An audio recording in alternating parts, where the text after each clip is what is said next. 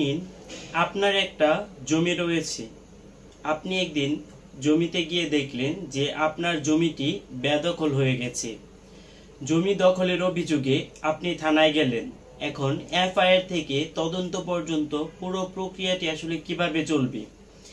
একজন মানুষ যদি তার জমিতে গিয়ে হঠাৎ করে দেখে যে কেউ জমিটি দখল করে নিচ্ছে বা তার জমিতে কেউ ঘর তুলছে এবং পাড়া প্রতিবেশী কেউ কিছু বলছে না এবং আপনি নিজেও কিছু করতে পারতেছেন না, জমিটি আপনার কিন্তু দখল করছে অন্য কেউ, এই অবস্থায় থানায় গেলে আপনি পুলিশ কি করবে এবং আপনি কিভাবে এফআইআর করবেন এবং পুরো প্রক্রিয়াটি আসলে কিভাবে চলবে, আজকের ভিডিওতে আমরা এই বিষয় সম্পর্কে কথা বলবো। সুতরাং আজকের ভিডিওতে আমরা কথা বলবো জমি দখলের অভিযোগে পুলিশের করণীয় কি, এফআইআর থেকে তদন্ত পর্যন্ত পুরো প্রক্রিয়াটি আসলে কিভাবে চলে।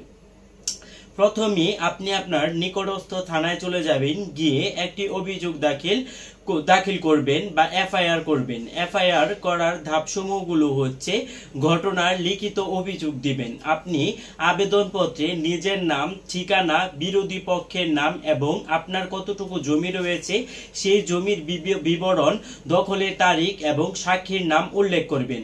পরবর্তীতে আপনার কাছে আপনার জমির যে দলিলপত্রগুলো আছে সেগুলো সংযুক্ত করে দিবেন, যেমন খতিয়ান, দলিল, দাগ নম্বর, রসিদ, মৌজা, মানচিত্র।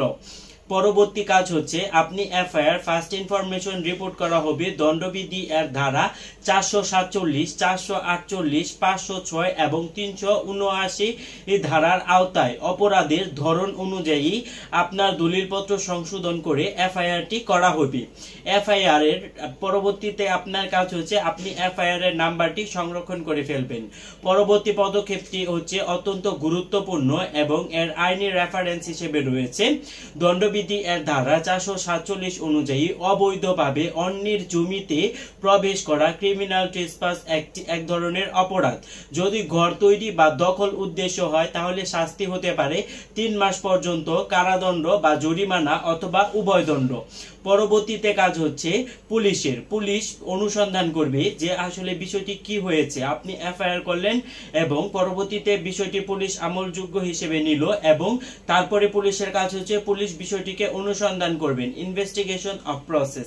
পুলিশ ঘটনাস্থলে গিয়ে পরিদর্শন করবে এবং ছবি তুলবে এবং সাক্ষীদের বক্তব্য নিবে এবং যতটুকু আলামত সংগ্রহ করা যায় তিনি ততটুকু আলামত সংগ্রহ করবে। পুলিশের প্রথম কাজ হচ্ছে পুলিশ ঘটনাস্থল পরিদর্শন করে দখল বাস্তব কিনা তা যাচাই করবেন এবং উভয় পক্ষের দলিলপত্র পরীক্ষা করবেন এবং ডকুমেন্টস গুলো দেখে নেবেন, সাক্ষীদের জবানবন্দি নেবেন এবং রিপোর্ট তৈরি করে আদালতে জমা দেয়। যদি অপরাধ প্রমাণিত হয় সেই ক্ষেত্রে আপনি এখানে অবশ্যই মনে রাখবেন পুলিশ জমির মালিকানা নির্ধারণ করতে পারে না। পুলিশ কোনো অবস্থাতেই জমির মালিকানা নির্ধারণ করতে পারে না, তবে দখল সংক্রান্ত অপরাধ যেমন ট্রেসপাস, থ্রেট, ড্যামেজ তদন্ত করতে পারে। মালিকানা সংক্রান্ত বিরোধ হলে তা সিভিল কোর্টে মামলা ধারা 9 সিপিসি হিসেবে করতে হবে। আইনি পদক্ষেপ এবং পরামর্শ হিসেবে রয়েছে আপনি উচ্চ পদস্থ পুলিশ কর্মকর্তার কাছেও একটি লিখিত অভিযোগ করতে পারবেন। সেটি হচ্ছে এসপি বা এএসপি। আদালতের ধারা 156 3 উপধারায় সিআরপিসি অনুযায়ী আবেদন করতে পারবেন যাতে পুলিশকে তদন্তের নির্দেশ দেওয়া হতে পারে। সিভিল কোর্টে দখল পুনরুদ্ধারের একটি মামলা দায়ের করতে পারবেন রিকভারি অফ প্রসিকিউশন করে। সারসংক্ষেপে আমি যদি আপনাদেরকে বলি তাহলে আপনার জমিটি যদি বেদখল হয়ে যায় বা আপনার জমিতে যদি অন্য কেউ ঘর তুলে তাহলে আপনি কি কি পদক্ষেপ গ্রহণ করবেন তা হচ্ছে প্রথমেই আপনি আপনার নিকটস্থ একটি থানায় চলে যাবেন। থানায় যাওয়ার পরে আপনি একটি এফআইআর করবেন এবং এফআইআর কপিটি আপনার সংরক্ষণে রাখবেন। তারপর পুলিশ তদন্ত প্রক্রিয়া করবে এবং সেই তদন্ত প্রক্রিয়া আপনি পারলে সহযোগিতা করবেন, প্রয়োজনে আদালতে সহায়তা নেবেন। আমার ভিডিওটি আপনাদের কেমন লাগলো সেটি অবশ্যই আপনারা আমাকে কমেন্ট সেকশনে জানাবেন।